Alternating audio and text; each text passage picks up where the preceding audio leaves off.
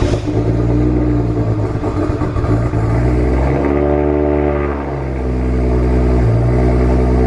was pretty bummed to be home last night, and like I'm still definitely a little bit bummed, you know, being on the road doing so much cool stuff, hanging out with so many cool people that I enjoy. It's kind of a bummer to come back home where it's a little bit more slow paced, but I'm excited to get to drive some cars that I haven't driven in a really long time. Like the BMW. Will it blow up because it's been sitting and has clogged fuel system? We'll find out. You know, we complain about the humidity a lot, but I feel like this windshield really shows it off. It's hot. Cue all the complaints about Florida heat. Forgot how aggressive this clutch was. I'm having a hard time driving it. Did miss how this thing sounds though.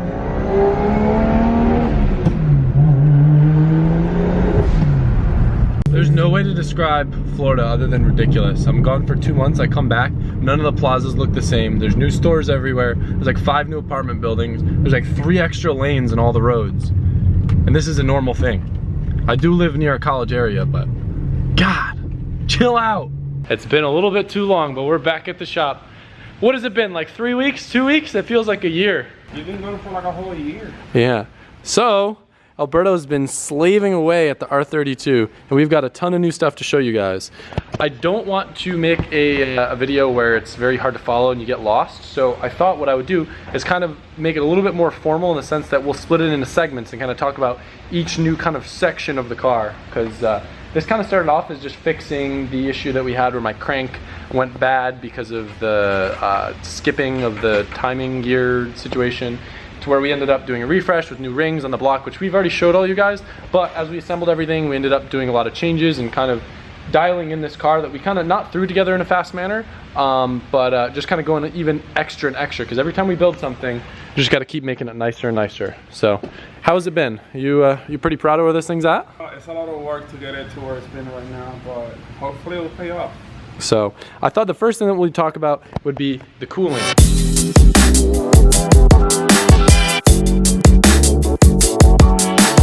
This car, back when I used to drive it, it didn't really have any issues cooling driving around, but when it would sit on grid, the clutch fan didn't really pull much air unless I had constantly revved it. So the car just wouldn't cool down that fast. So I asked Alberto to figure out a solution. So what did we do for fans on it now? So we ended up installing a dual 12-inch Flexalite fan setup. This is the slimmest fans I could find that actually clears. As you can see, there's like, you can barely fit your hand through here. And on top of that, I even had to swap out the power steering hose to put a braided steel chase base line, because a factory line kind of crosses over in front of the pulley, so it would interfere with the fan fitment. So that's done, so you got 2 mods at once. So I'm a little bit nervous that it won't stay as cool as it did with a clutch fan. So looking at it from here, we do have room if I need to. I can use one of the Mission Motor race fans because there is a little bit more room on this side. So in the event that we need to do that, I can do that, but we're gonna do some testing and see where it's at.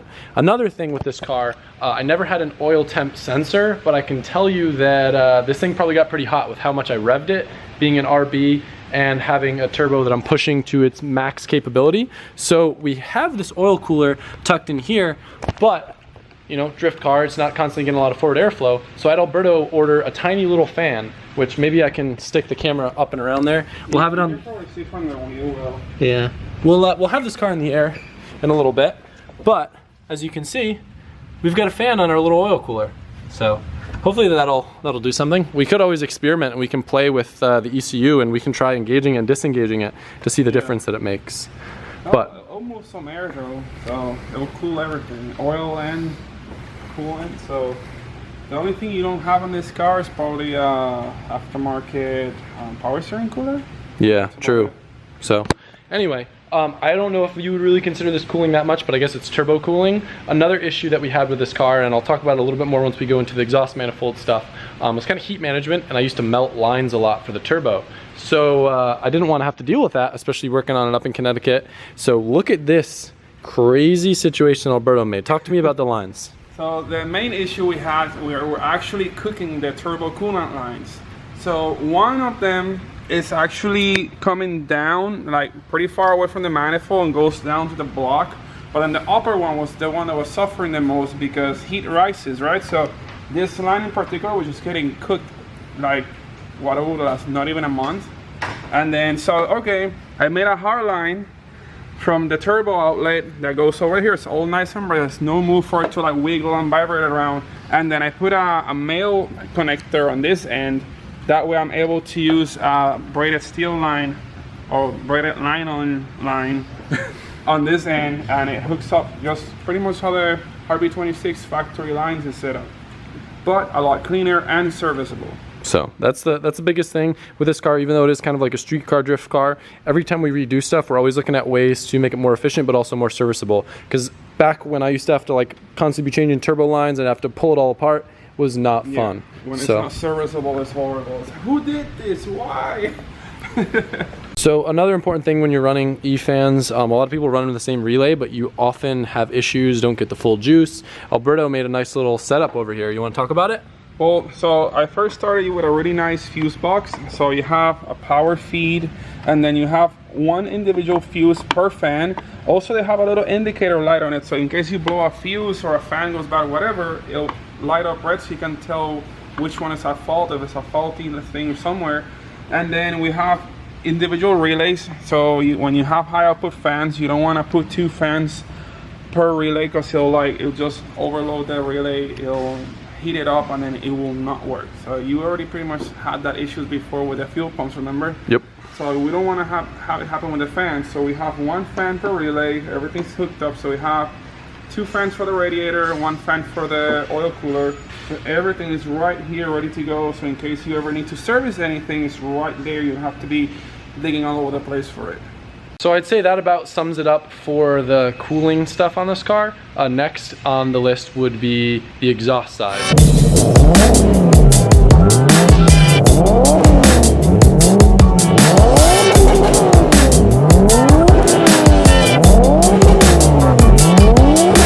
So going over to the exhaust side, I've already showed you guys a lot of this stuff, but you haven't really gotten to see it on the car.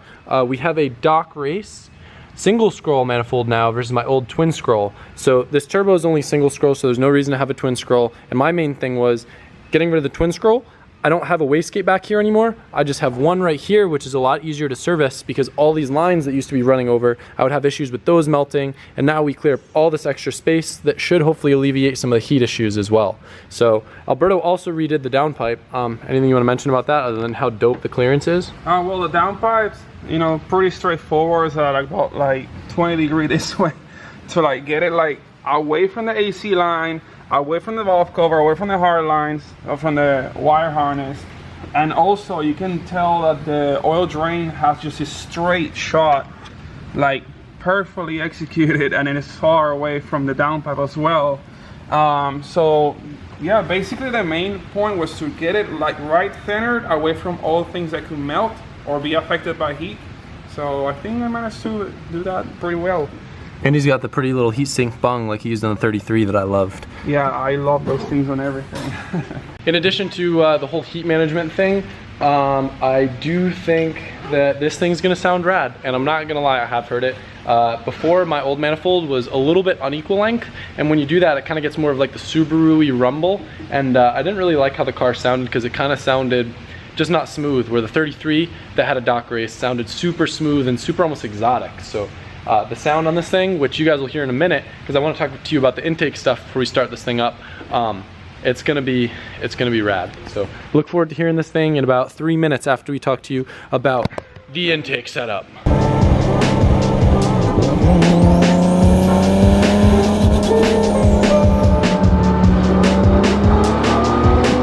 So I'd say kind of the heart of this whole refresh and what I'm gonna be the most excited about, if you guys can see in there, we have ITBs now. So ITBs aren't only for NA cars, these are RB26 ITBs with the Otaku Garage adapter kit.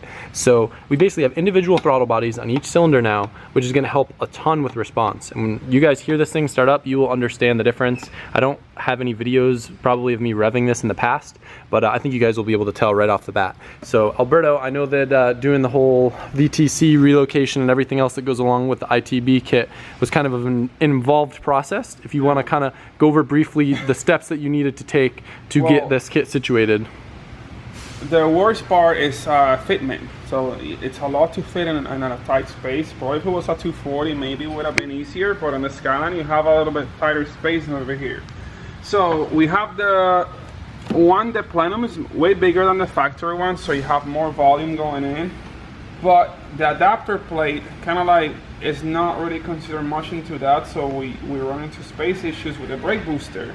So you just have to like dent it a little bit. It's nothing major, but enough to gain clearance to be able to service everything and make sure it doesn't, when the engine flexes under acceleration, it doesn't hit anything. Another important thing over here was kind of like getting the right hardware. Make sure you don't like poke everything too much. You know, you only have so much to trade on. Then another big issue was the very complex vacuum system that the RB26 has, which it has this giant thing that is not even all of it. So it has a idle air controller on this, has vacuum manifold, vacuum lines heading everywhere, then has another 2 lines for the brake booster. It's like, this is barely fit. When I did the R33, I was like, dude, who did this? So, vacuum system, you have a vacuum manifold, right? Behind each rotor bottle, there's one port for this little fuel, like vacuum rail to call it. And then it has 2 main thick lines that go into that vacuum manifold. So what I did, I took one line, sent it to the brake booster, so it has its own dedicated, very, very big vacuum. And then I put a GN check valve. It's the only one that I could find available since the 241. They kind of don't sell anywhere. But you gotta make sure you put your check valve in there, because if not, you're gonna send boost to the brake booster and you're gonna have no brakes under boost.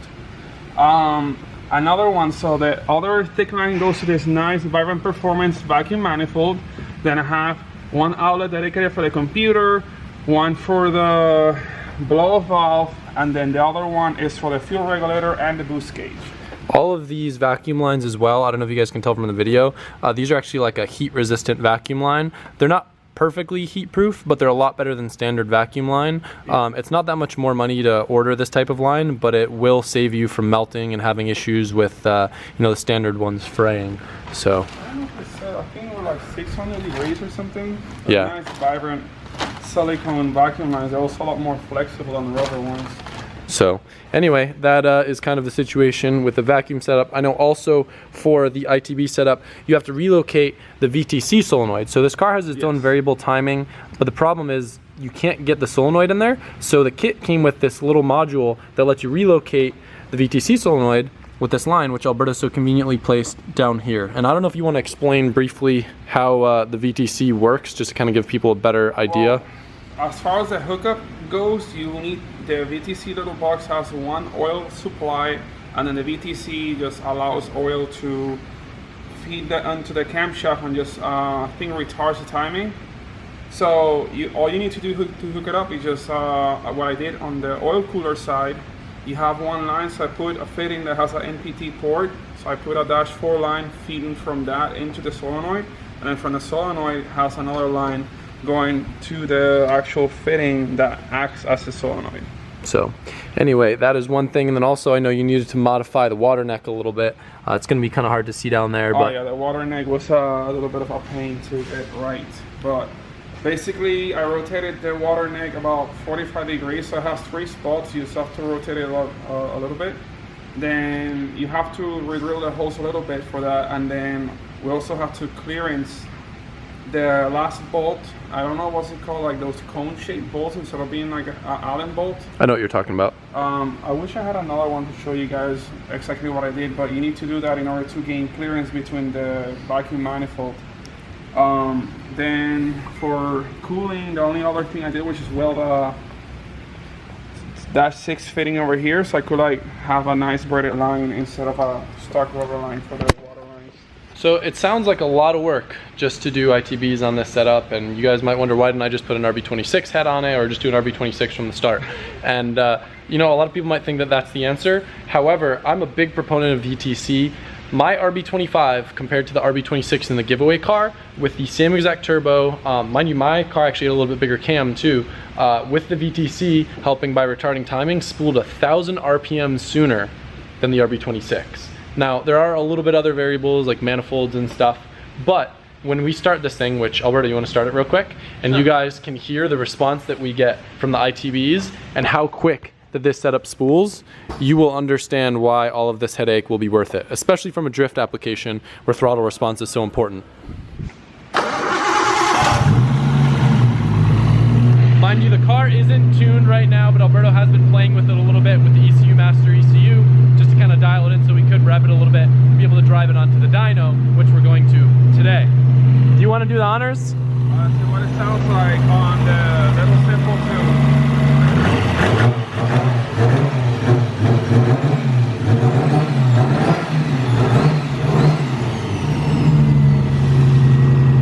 Sound good?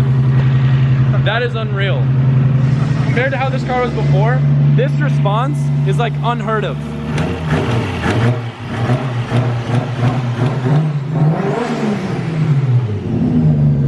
I don't know if you guys will be able to hear the difference.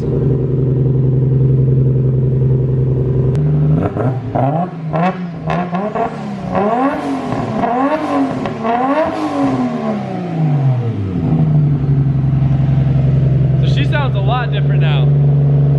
I'm excited to hear this thing rip. It sounds so smooth. I might put a muffler on it because it's a little loud, but we'll see. I'm excited.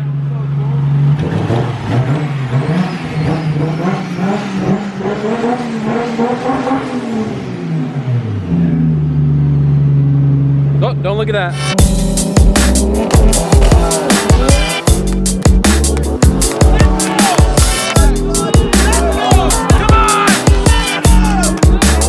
Alright, so the next section of the video that we'll move on to will be the drivetrain. And I don't know if you guys remember, but one of the another most exciting bits on this car, we've got a brand new, newest revision, what is it, CDOA, CD transmission in this car. So no more shifting issues like I used to have with the Z32 trans and weird shifter stuff.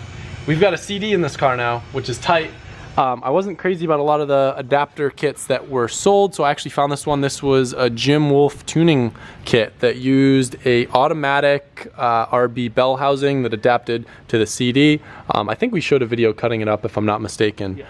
But anyway, that's the CD up there. Moving back, Alberto made a nice trans bracket with a nice little cheese block so it's not solid mounted. And then what? I didn't have the tail weller, so I had to like make something with whatever I had left, and then I have to redo it again because I was like, oh, I don't want to have bushings. Like, oh my god, the bushings. I have to like cut it all up and then add reinforcements. So I might do a revised version of this later, so it's not the final form. I didn't show it close up. I was doing you a solid. I'm not like pretty happy with how it came out, but it works, it fits, it does the function, so that's what matters for now. So moving back, we have a brand new drive shaft from Raw Brokerage. If you remember, we had an aluminum drive shaft before. They made me this aluminum one when I had the Z32 trans, and they made me another one now for the Z33 trans. So we've got a sweet aluminum drive shaft. This thing is beautiful, going back to what looks like a stock diff, but we have a Q45 core in it, just like we have in my S13. So when you go CD with stock gearing diff, 6th gear, if you're like cruising on the highway or something, you'll be revving super high because it's geared really, really short. So with the Q45, it's a 3.7 instead of a 4.03 or 4.08. I don't know what the stock Skyline is. That way we can keep the gears a little bit longer, but still take advantage of the close ratios of the CD. So what else underneath, Alberto? Am I missing anything else? How easy it is to bleed this system. Look, sure. I ended up hooking up for the, oh, I still have to zip tie this here, but this is a line going to the clutch slave, and then from the slave I had this nice little ISR block, and it has a bleeder right here instead of, because on a CD09 normally you have just the bleeder just hanging out and the other line hanging out, so you have to like hold it with 2 hands. So this is a one-handed operation. So a lot of people who are having issues with that, you can get one of these things and it will facilitate your life servicing your clutch. So you guys can get a little bit better idea the fitment and everything of the downpipe and that sweet Doc Race manifold that we had camo ceramic coated. See fire coming out of here. Yep, that's where the fire comes out, all the fire. Originally we wanted that to go out the hood, but we didn't have room. We might actually be able to make that go out the hood if we wanted to now, because with the dual it was kind of annoying. What? Now you're telling me it's okay to cut a hole in your hood? Yeah, it's already kind of melted anyway. But yeah, I don't know if I want that. We'll see. I'm down. We'll see. We'll see. So other stuff with this car, I do kind of want to add like a, I don't know if we'll be able to fit with a sway bar, but I would love to try to make a like a Nismo power brace setup work, or make our own to brace these, because with all the angle, these flex quite a bit. So you might want to pull these off and box these in or something down the road. Dude, you can totally like see how cool the manifold looks from down here. Oh, I know. I was looking at it. It's pretty tight. So anyway, that's kind of the situation going on underneath the car, and then the only real stuff that we have to talk to you guys about now is really the interior. The biggest disadvantage of the CD, if you guys look, it does hang down kind of low. I don't think I'll have much of an issue on this car. I don't have much of an issue in my 13 other than loading it in the trailer, but this car's kind of high. One other thing that I forgot to mention, if you can see, I have the rad Serial 9 CD 999 shifter set up. So I guess I'll show you more once it's in the car, but it's pretty rad. So we'll lower this thing down and I can show you guys what's going on in the interior.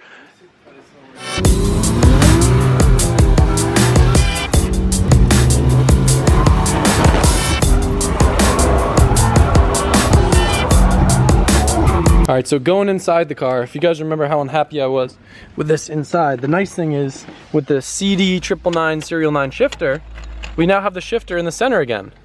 So what that means is I can put a shift boot back in. Before I couldn't, because the shifter was so far back that it would just like hit the trim and stuff. So now with the Serial 9 shifter, look at that. It's dope. I'm so excited. So anyway, now that we have that, I can put a shifter back in. But the coolest thing, you guys remember my friend Anthony, Lolo Carbon is his company. He made the roof for my S15 and a lot of other little random carbon bits. He actually came over. He's really, really good at wiring, and he wired in an ECU Master 5-inch digital display. If you guys remember, my cluster in this was kind of useless. Even with the Z32 trans, the speedometer didn't work, so it was really just a tach and a gas gauge. So now instead of having the iPad with all my gauges and stuff, I can have all my gauges on the digital dash, and then also I'll have a working GPS speedometer that Anthony wired in, as well as a tach and all the other goodies of the ECU Master software. So I'll show you guys kind of what it looks like. It's not fully wired in yet, just waiting on 2 more pins for the ECU, but now we can kind of see everything. So I'm pretty excited about that. Now I've got a shift boot. Look how nice it looks. What's 1-to-1 on the CD? Is it 5th? I don't know. Yeah, I think I'm gonna wanna adjust this lockout a little bit, because right now, like even not pulling down, it kind of, it starts going in the reverse groove. So, huh? Where's reverse in these? It's forward, right? Back. Oh. It's past 6. Yeah, I have to just play with it. It's like yeah, really hard to find it. But anyway, we got 1st, 2nd, 3rd, 4th, 5th, 6th, and then almost reverse. Yeah, so we'll dial that in. But anyway, yeah, I'm pretty excited. The thing's coming together. It's kind of getting a little more race car. I gotta figure out what I want to do in this area. Maybe I'll put like a double din in there. I do already have this cool little thing for the head unit, so I could put a block off funnel there, but I feel like it would just look cleaner if I just put a little double din there to fill up the space.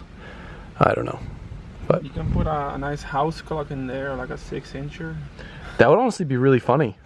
Just put a clock there. Comment below if you guys have any ideas of what we could put here that might be kind of cool or funny. I don't know. And I could put a little piece of carbon or something, but I think it would just look blank. Like it needs something here. So anyway, yeah, that's where she's at. I am a little bit nervous with the adapter kit. We had to use a single disc clutch, and it feels kind of light for the amount of power that we're gonna be putting. It's a 350Z clutch, right? So yeah, it's a Jim Wolf 350Z clutch. It's their highest torque capacity single disc. So he says that one is good to like 600 foot-pounds of torque, or 6 something, was it? Which is about what we're making on this. So for drifting, I'm scared that it's not going to be enough. But with like, it feels kind of soft. But the thing is, with a 350Z clutch, it is a bigger surface area than the RB clutch. You can confirm that, right?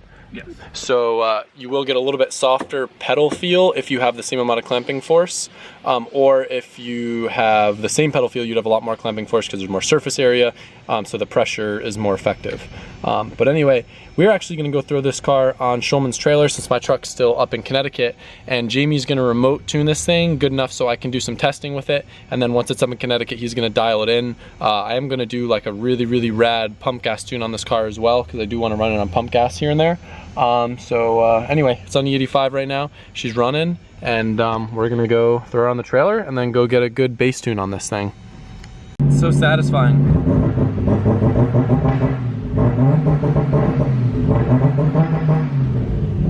You like that thing, don't you? My ankle's getting tired.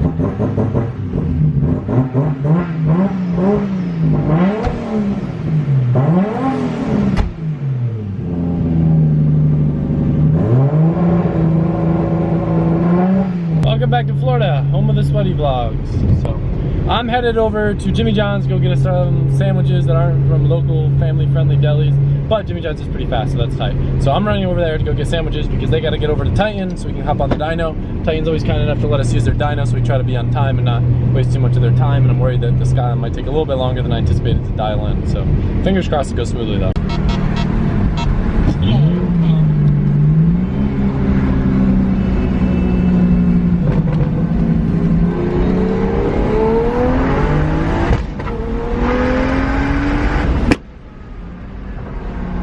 So we're over at Titan and we're dealing with a couple little issues before we can start tuning. The main issue is we can't get the timing light to match up with the base timing that we have set on the ECU. We think possibly it could be a bad timing light because it's the same one that we were using last time that was giving us weird readings. We were also playing around some of the wiring for the coil packs, kind of had like a little bit of a short, so we were just kind of tweaking that and trying to make sure it's all good before Jamie starts tuning it. So Otto's in the car driving it right now. Jamie's remote tuning it from Connecticut. And basically our hypothesis is it's a little rich because with the new manifold it kind of spaces the injectors out and changes the spraying pattern. So at lower RPM, a little bit too much fuel. As you can hear, it's a little rich right now and he's just tweaking it and dialing it out.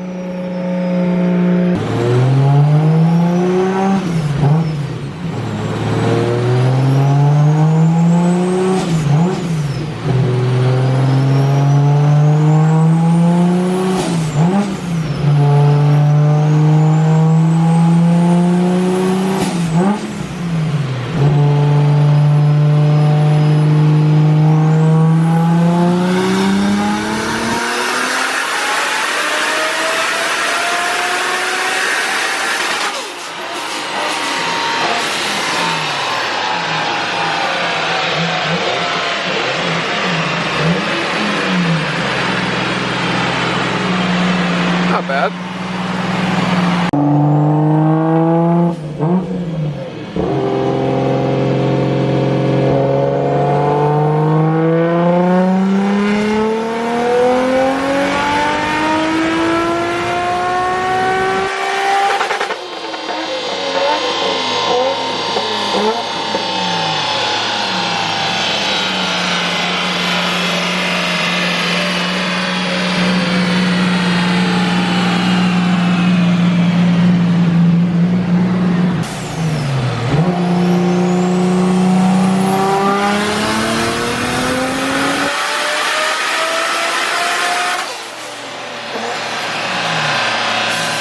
I gotta give a massive thank you to Otto for staying late with us here at Titan.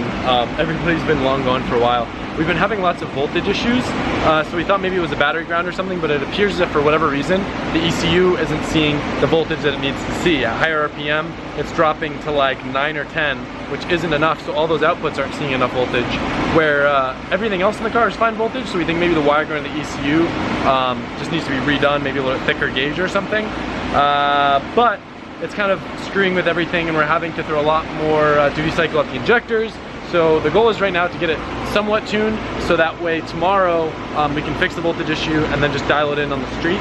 I wanted to try to do as much as I could on the dyno just to be safe. I'm not a huge fan of street tuning cars, but if all we're changing is a little bit of voltage, it should be easy enough for Jamie to scale the fuel remotely just on a few street poles. So anyway, massive thank you to Otto. He's like staying here super late with all of us and trying to help us dial it in, work through all the dumb issues that usually come along with tuning.